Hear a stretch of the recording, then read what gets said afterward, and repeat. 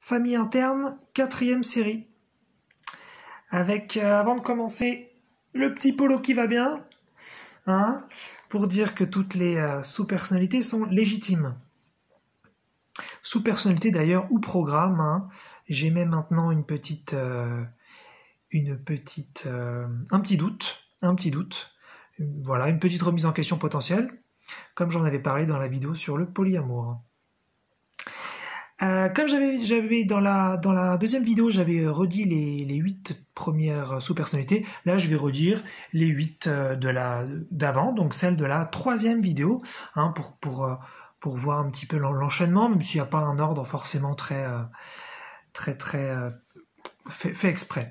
Alors, les 8 d'avant, il y avait l'interdiseuse non plaignante, non exprimante, puis la maltraitante demandeuse de difficultés punitives, la sociable, la plus loin sociable, hein, pas asociale, la sociable, ensuite l'ambitieuse désirante, la rebelle, la non méritante de la lumière, l'audacieuse, et enfin la terrifiée du conflit, de la contradiction. Et celle-là, j'ai ajouté aussi la terrifiée de l'erreur commise, hein, parce que je vais faire un petit lien avec une autre sous-perso qui arrive.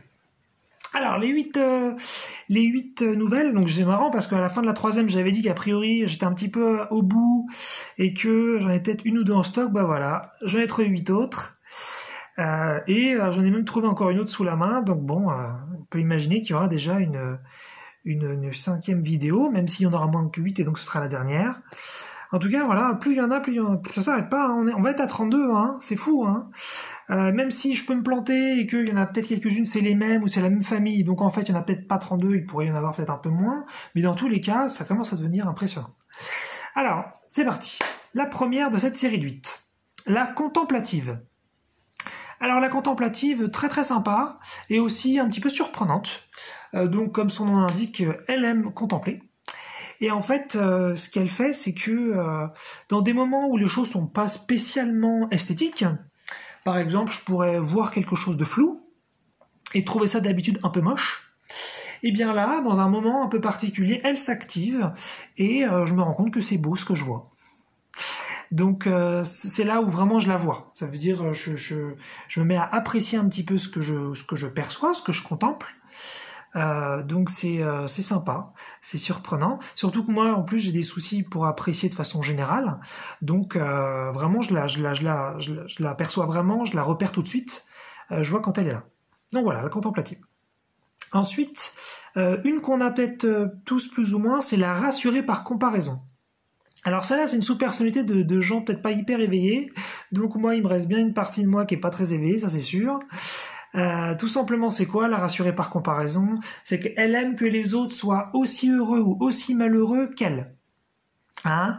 Donc ça, on l'a un petit peu tous, on fait des petites comparaisons, et puis moi, ça me le fait, voilà, si je suis pas très heureux, et que je vois je rencontre quelqu'un ou je connais quelqu'un qui semble plus heureux que moi, je suis un peu emmerdé. Et puis si je me rends compte que la personne, il lui arrive une merde qui l'amène un malheur similaire au mien, je me dis ah moi ça va. Et puis si effectivement le malheur de l'autre est supérieur au mien, là ça m'emmerde. Là, je me dis, la personne est trop malheureuse par rapport au mien, donc la pauvre et tout. Donc, il y a une volonté d'équilibrer un petit peu le bonheur et le malheur, ce qui pourrait être sain d'ailleurs à un certain niveau. Il y a un côté égo et un peu chelou là-dedans et pas très sympathique. Mais il peut y avoir un côté sain, c'est l'idée qu'en fait, comme on est un, eh bien, c'est l'idée qu'on est tous un bonheur finalement similaire. C'est pas qu'on soit tous malheureux ensemble, c'est finalement qu'on soit tous heureux ensemble. Et donc, elle est un peu emmerdée quand il y a des différences de bonheur et de malheur. D'ailleurs, ça marche aussi dans l'autre sens. Quand finalement, il peut y avoir pas mal de bien-être et que d'autres sont carrément moins heureux, ça convient pas. Donc, ça marche aussi potentiellement dans les deux sens.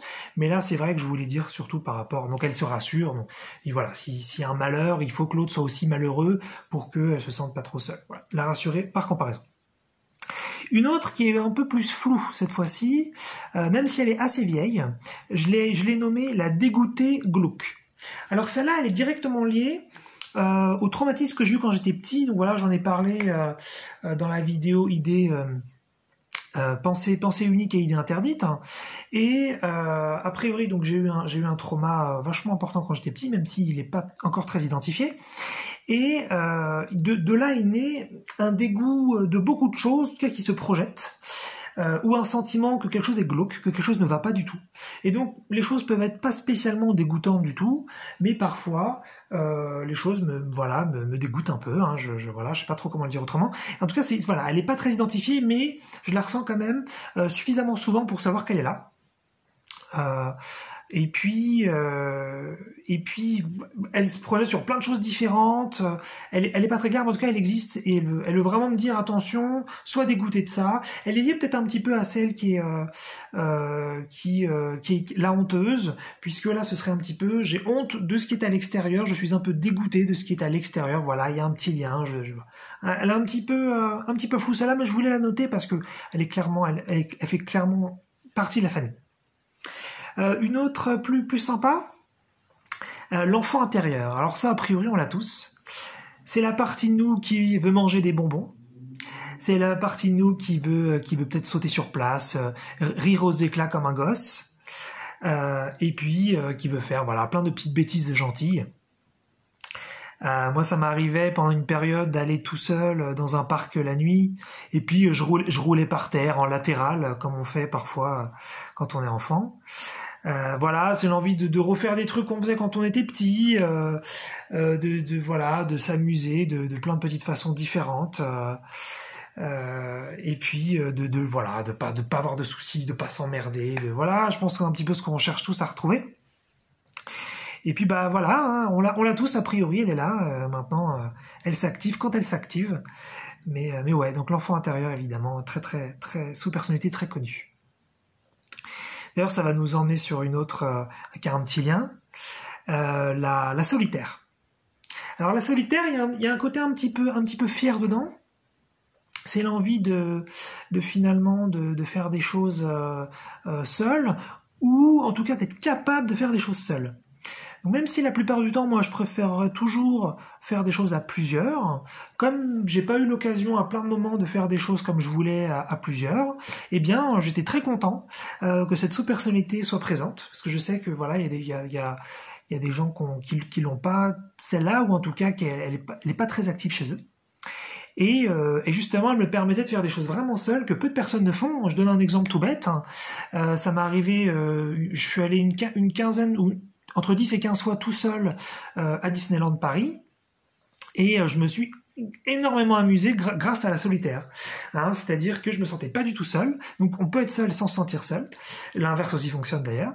Je me suis éclaté. J'allais dans les attractions, je me faisais mon petit parcours dans le parc, je me faisais mes petits délires, et c'était top. Et j'ai fait là j'ai pris l'exemple d'un parc d'attractions, mais j'ai fait plein d'autres choses seul comme ça pour m'amuser.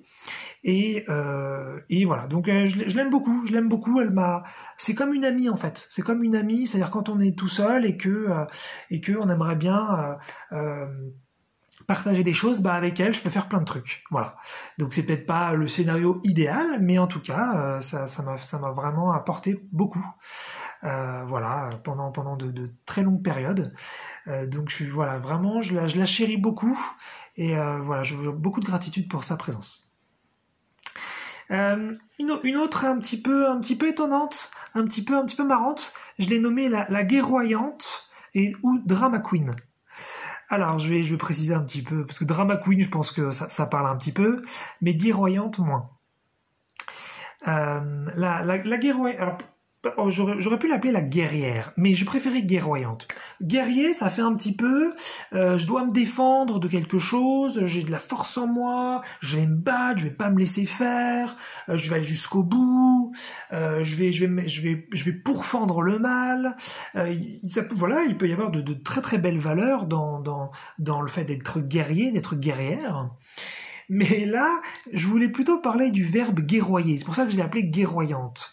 Guerroyer, c'est un terme qu'on utilisait, au temps du Moyen-Âge, par exemple, où c'était tellement, ça faisait tellement partie des mœurs de faire la guerre, qu'on en faisait limite un divertissement ou une activité un peu à faire, et pour un petit peu, s'occuper, à la fois une activité qu'on devait faire et en même temps, je pense, pour s'occuper, et donc on appelait ça guerroyer. Alors c'était aussi du vieux français, évidemment, puisqu'il y a beaucoup de verbes d'aujourd'hui où avant on disait ouailler à la fin.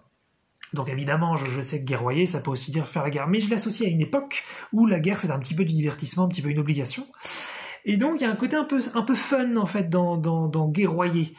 Fun bien sûr pour l'époque, pas pour aujourd'hui, mais voilà. Donc c'est cette idée en fait, chercher un peu le conflit, chercher un petit peu le combat, chercher un petit peu la joute, le challenge, ce qui fait que elle est un petit peu en contradiction avec la sous-personnalité terrifiée du conflit.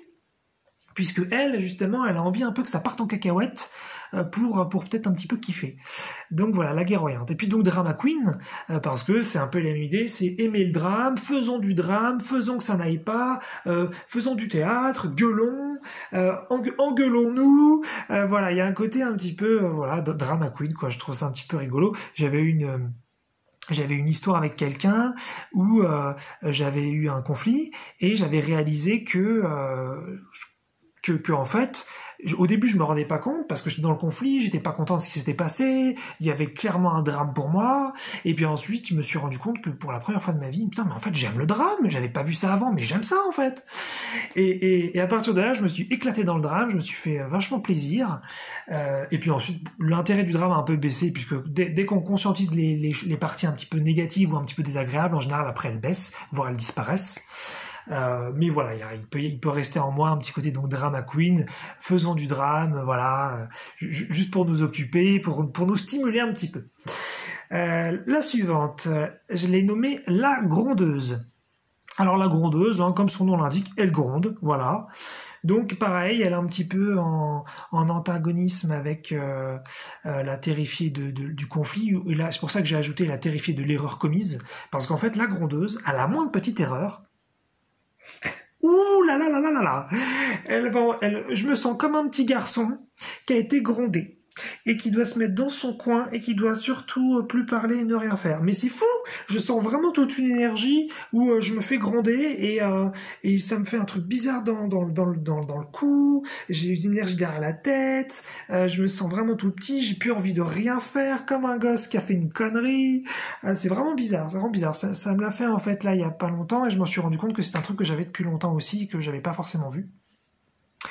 Et donc, forcément, elle bosse un petit peu conjointement avec la maltraitante, hein, puisque là, j'ai remarqué que parfois, la grondeuse, elle s'activait dans des moments où c'était vraiment pas ma faute, et j'avais vraiment fait un truc, c'était pas vraiment, je pouvais pas faire autrement, mais bon voilà. Donc, parfois, c'est un peu ma faute, et parfois ça l'est pas, mais dans les deux cas, finalement, elle s'active.